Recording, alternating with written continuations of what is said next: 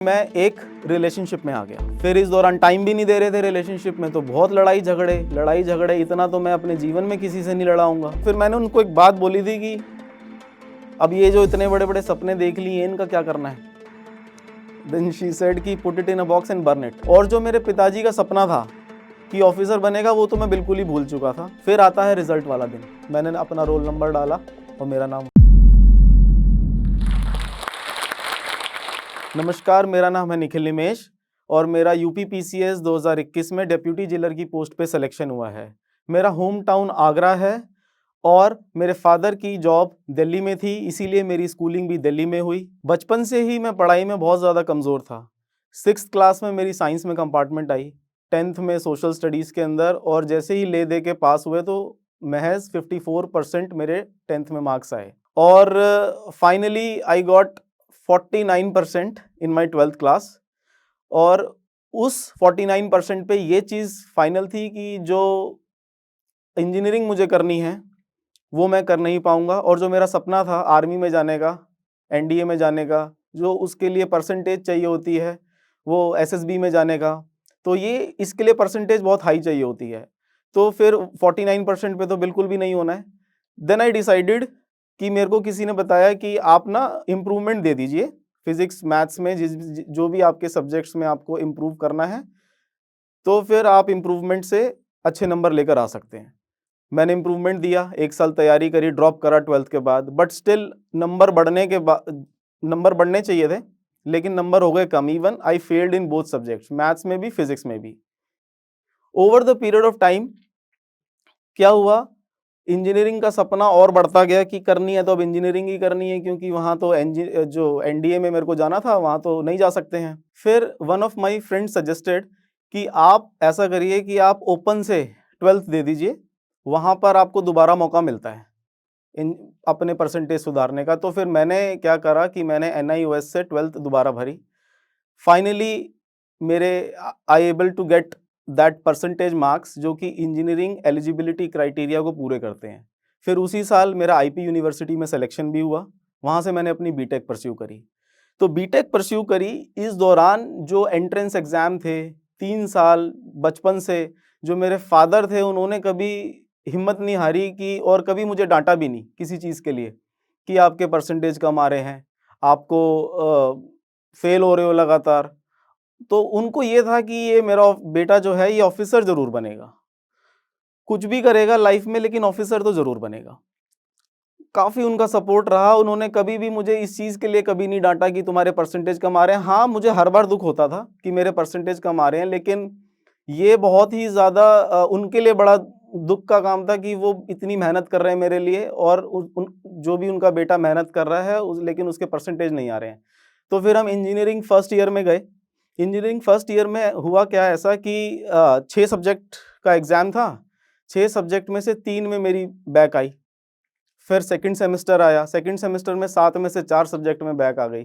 तो मुझे था कि भाई मेरा इंजीनियरिंग हो गई अब यहीं, और अब अपना बैग पैक करो और घर निकलो।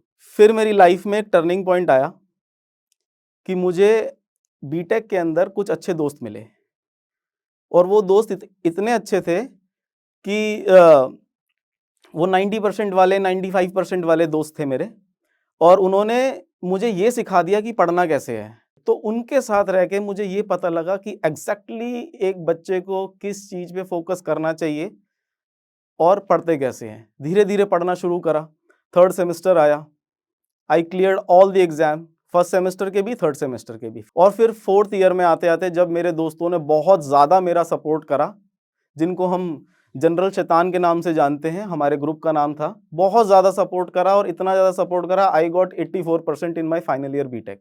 तो इस तरीके से मेरी बीटेक हुई। फिर मैंने फादर को ये बोला कि मुझे एक्चुअली सिविल सर्विसेज में जाना है। उन्होंने कहा क्यों? मैंने कहा वो बचपन वाला सपना कि यूनिफॉर्म होनी चाहिए, कंधों पे सितारे होने चाहिए। फादर ने बोला मेरा भी सपना यही है, बट तू कर लेगा? मैंने कहा हाँ जी बिल्कुल कर लेंगे। तो हुआ क्या, फिर 2015 से 2016 में मैंने तैयारी करी बहुत अच्छे से। एग्ज़ाम वाला दिन था जून में, CAPF UPSC 2016 जून में होना था एग्ज़ाम, लेकिन मई के अंदर एक ट्रेजेडी हुई, मेरे फादर की डेथ हो गई। तो जिन्होंने बचपन से लेके आज तक मेरे को किसी भी चीज़ में मेरा साथ नहीं छोड़ा। जगह जगह मुझे बाइक पे लेके जाते थे एग्ज़ाम दिलवाने, धूप में बाहर वेट भी करते थे। लेकिन जब एक्चुअली में एग्ज़ाम देने का दिन आया तो वो मेरे साथ नहीं थे। जून में एग्ज़ाम था, मई में फादर की डेथ हुई। तो फिर जून में एग्ज़ाम देने गए जैसे तैसे मन से, तो वो मेरा exam one day exam clear हो गया। Prelims was cleared. इस दौरान एक टाइम ऐसा भी आया था एग्ज़ाम में, जब पेपर 2 था, जो 3 घंटे का लिखने का समय होता है, उस दौरान मैं 15 मिनट के लिए अपने पिताजी के बारे में ही सोच रहा था कि क्या हो गया, और एकदम से मुझे याद आया, नहीं भाई ये तो पेपर दे रहे हैं, लिख लो। फाइनली प्रीलिम्स यूपीएससी सीएपीएफ के हुआ, मेडिकल हुआ, रनिंग मैंने फिजिकल पास करा, इंटरव्यू गए यूपीएससी में देने के लिए, और इंटरव्यू मेरा बहुत अच्छा हुआ। इंटरव्यू में I got above average marks, बहुत ही अच्छे मार्क्स आए, बट स्टिल फाइनल सिलेक्शन मेरा 1 मार्क से नहीं हुआ। इस दौरान बहुत ही ज़्यादा हार्ट ब्रेक्स हुए। पिताजी का याद आया कि उन्होंने इतनी हमारे लिए मेहनत करी, लेकिन फिर भी हम उनको वो नहीं दे पाए जो हमें देना चाहिए था। फिर मैंने सोचा अब तो तैयारी ही करनी है और अब अच्छे से करनी है। तो 2017 के अंदर फिर से मैंने सीएपीएफ का एग्ज़ाम दिया। सीएपीएफ का एग्ज़ाम 2017 वाले का, जो कि 2018 में रिजल्ट आया था, तो मैंने बहुत मेहनत करी, बहुत ज़्यादा मेहनत करी। प्रीलिम्स फिर से पास करा, मेडिकल फिर से पास करा, फिजिकल फिर से पास करा और इंटरव्यू में देने गया। इंटरव्यू में अब की बार मेरे को और भी ज़्यादा अच्छे मार्क्स मिले थे, बट स्टिल मेरा फाइनल सिलेक्शन 4 नंबर से नहीं हुआ 2017 में भी। फिर आता है 2018। 2018 मेरी लाइफ का सेकंड टर्निंग पॉइंट आप कह सकते हैं। सेकंड टर्निंग पॉइंट क्यों? सेकंड टर्निंग पॉइंट इसीलिए क्योंकि यूपीएससी सिविल सर्विसेज का एग्जाम का जो प्रीलिम्स होता है वो मैंने क्लियर कर लिया, और क्लियर करने के साथ ही एक दुर्घटना कह सकते हैं जो मेरे साथ हुई, वो ये हुई कि मैं एक रिलेशनशिप में आ गया। हम प्रीलिम्स पास करने के बाद फ्रेंड्स गए घूमने, और वहाँ पर हमारी उनसे मुलाकात हुई और मैं एक रिलेशनशिप में आया। तो वो रिलेशनशिप मुझे ऐसा था कि भाई देखो, पढ़ने में तो ठीक है ही, बढ़िया बढ़िया काम कर रहे हैं, सारे एग्जाम्स भी पास हो रहे हैं और इंटरव्यू तक पहुंच रहे हैं, और सिविल सर्विसेज का प्रीलिम्स भी निकाल दिया, और अब तो मैं होशियार हूँ, और अब तो मेरे को मनचाही लड़की भी मिल गई, अब तो भाई कंप्लीट लाइफ, मज़ा आ गया। और बड़े बड़े सपने भी देख लिए, सारे काम कर लिए कि अब तो यही है फाइनल। तो लेकिन इस दौरान सबने मुझे समझाया कि भाई जो तेरा फाइनल है पहले वो कर ले, ऑफिसर बन जा, फिर काम करियो। लेकिन वो कहते हैं ना, विनाश काल विपरीत बुद्धि, कि दिमाग खराब होता है तो फिर सब कुछ ही खराब होता है। बट स्टिल मेरे को था, नहीं भैया हमें तो पूरा ये भी करना है, वो भी करना है, आई एम अ मैन, तो मैं कैसे किसी चीज़ को कमिट करके पीछे हट सकता हूँ, मुझे तो अपना काम करना है। बिल्कुल, मतलब रिलेशनशिप से किसी की लाइफ थोड़ी ना खराब होती है। तो हुआ क्या, over the period of time मैंने सारा जो मेंस का टाइम था जिसमें पढ़ना होता है, मेहनत करनी होती है, वो मैंने रिलेशनशिप में बहुत ज़्यादा टाइम वेस्ट करा, और इतना ज़्यादा टाइम वेस्ट करा कि आज मैं अगर खुल के बोलूं तो मैंने मेंस के एग्ज़ाम टाइम पे भी जा जाके मूवीज़ देखी हैं। तो फिर तो रिज़ल्ट तो बहुत अच्छा आना ही था। रिज़ल्ट आया कि बैक टू बैक 2 एग्ज़ाम्स में फेल, सीएपीएफ में भी फाइनल इंटरव्यू में फेल, और मेंस का रिज़ल्ट आया तो उसमें भी फेल। फिर इस दौरान टाइम भी नहीं दे रहे थे रिलेशनशिप में, तो बहुत लड़ाई झगड़े, इतना तो मैं अपने जीवन में किसी से नहीं लड़ाऊंगा जितना मेरा रिलेशनशिप में रह के लड़ाई हो गई। सुबह सुबह एक टाइम था, उठते थे, परिवार के साथ चाय पीते थे, मम्मी पापा के साथ अच्छी अच्छी बातें करते थे, और सारे दिन मेहनत करते थे। तो रिलेशनशिप में दिन की शुरुआत होती थी लड़ाई से और ख़त्म होती थी लड़ाई से। इवन 6-7 दिन पहले की भी किसी बात पे वो हो जानी थी। तो भैया बहुत अच्छी मेंस की प्रिपरेशन चल रही थी, ऐसे चलिए मेंस की प्रिपरेशन। तो हुआ क्या फिर, बैक टू बैक 2 एग्जाम्स में फेलियर, 2017 सीएपीएफ बाहर, 2018 सिविल सर्विसेज मेंस बाहर।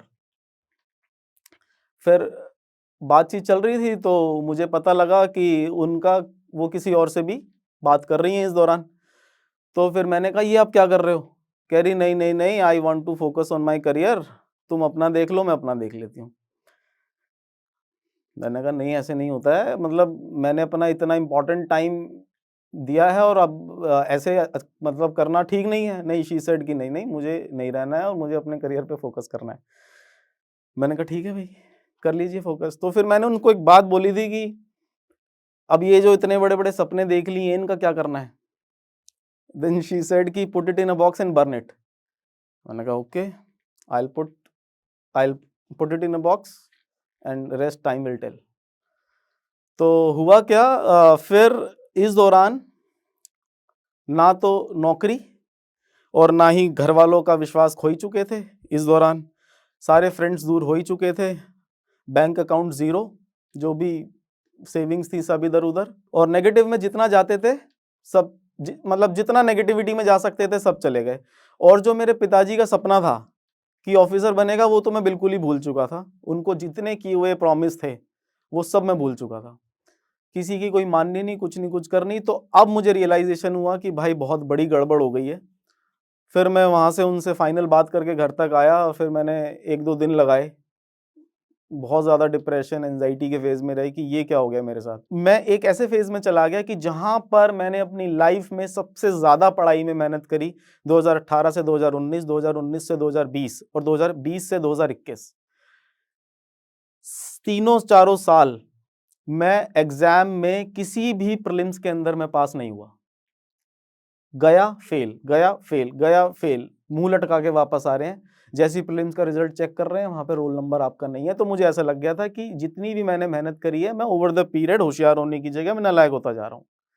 एक वो जो डमनेस का फेज होता है वो मेरी लाइफ में आ चुका है।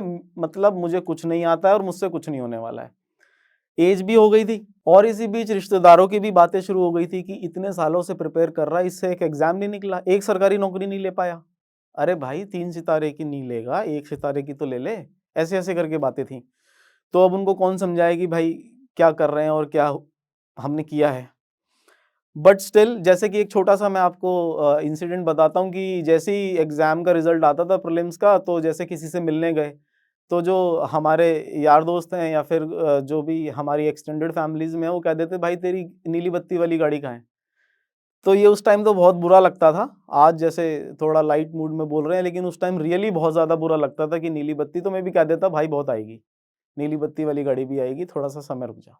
कॉन्फिडेंस तो पूरा था कि भाई पेपर तो पास करना ही करना है, ठीक है। क्योंकि उस तरीके का पर्सनैलिटी है कि अगर आप, मेरा है कि अगर आपने मुझे कुछ बोला तो मुझे करना ही है।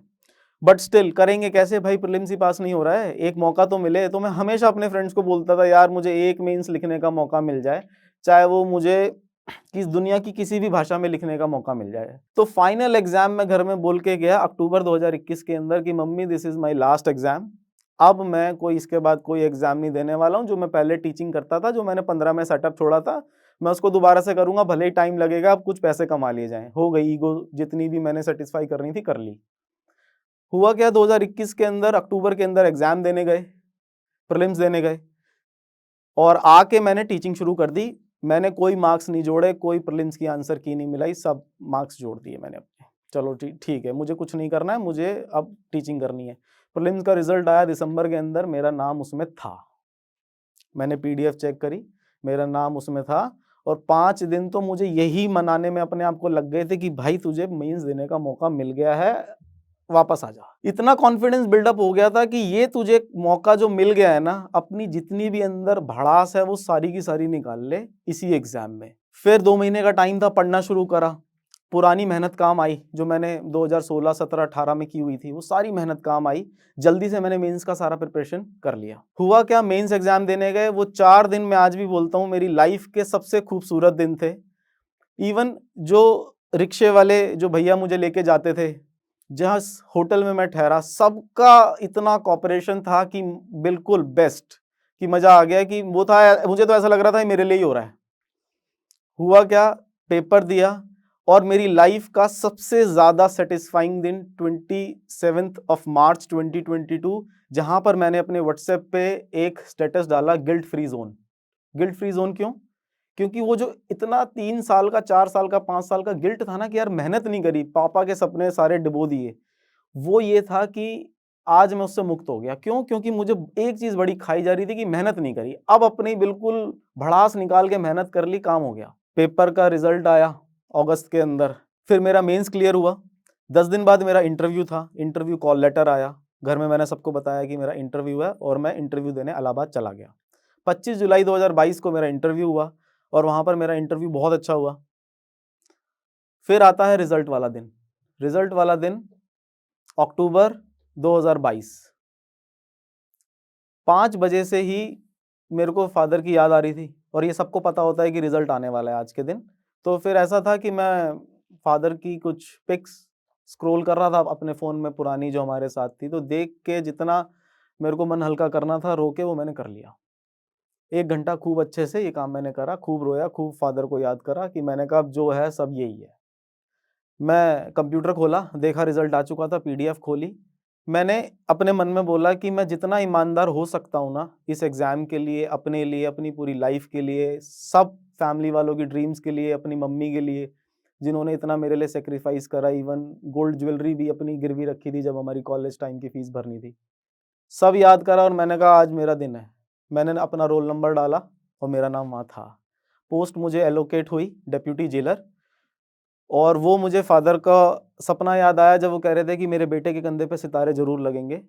तो वो जो दिन था वो पूरा हुआ। तो बस मेरी जर्नी कुछ इस तरीके से रही, अप्स एंड डाउन्स रहे। लेकिन इन सब से सीखा क्या? इन सब से ये सीखा, जो मैं यूथ को बोलना चाहूँगा कि अगर आपने अपने मम्मी-पापा को प्रॉमिस किया है, अगर आपने अपने फैमिली मेंबर्स को प्रॉमिस किया है और खुद को प्रॉमिस किया है, तो आप उस पे स्टिक रहिए। आप अपने माइंड को, अपनी एनर्जी को डेविएट मत करिए। मैं अपना एग्ज़ाम्पल आपको देना चाहता हूँ, मेरे छोटे भाई ने मेरे लिए इतने सैक्रिफाइसेस करे।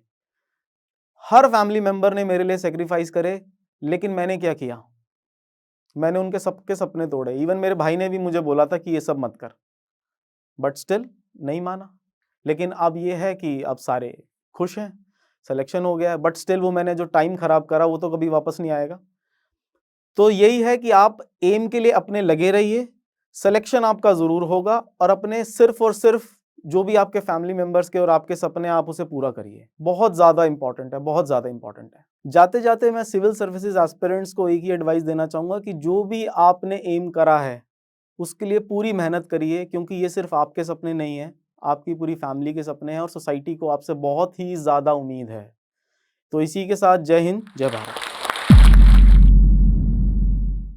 क्योंकि आप जोश टॉक्स देख रहे हैं, तो जाहिर सी बात है कि आप अपनी जिंदगी में कुछ बड़ा करना चाहते हैं और वो सारे स्किल्स सीखना चाहते हैं जिनसे आप अपने सपने पूरे कर सकें।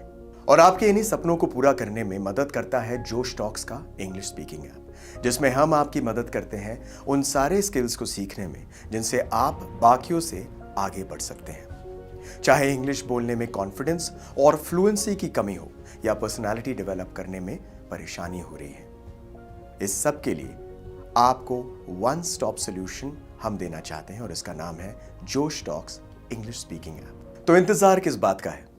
आज ही डाउनलोड कीजिए जोश टॉक्स इंग्लिश स्पीकिंग ऐप और अपनी सक्सेस की तरफ एक नया कदम बढ़ाइए। Click the link now.